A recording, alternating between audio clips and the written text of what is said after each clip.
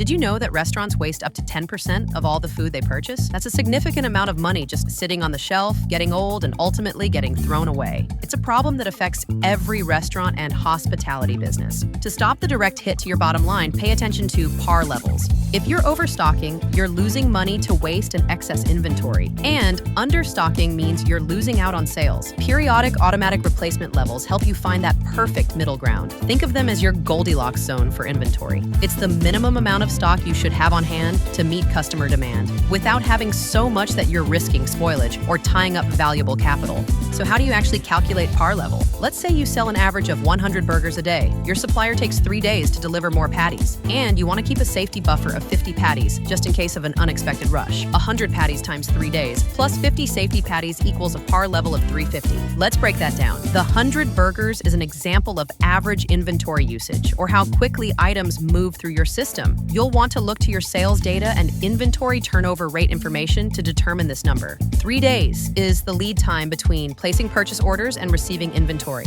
Longer lead times generally require higher par levels, and 50 patties worth of safety stock, the additional inventory to protect you against unexpected demand fluctuations and supply chain issues. You'll want to consider various factors like seasonality and historical sales. The amount of safety stock needed varies based on factors such as seasonality and historical sales patterns. It's simple math, but it's a game changer when you get it right. Modern restaurant technology has made it easier to manage par level inventory by offering real-time inventory tracking, automated reorder notifications, sales report integrations, par level calculations automation, and inventory turnover rate monitoring. Par levels shouldn't be static. You'll want to regularly review your restaurant's sales data, and inventory metrics helps ensure par levels remain accurate and effective. Take into account customer demand, seasonal patterns, historical sales trends, and current market conditions. To dive deeper on par level management, check out the link in the description below.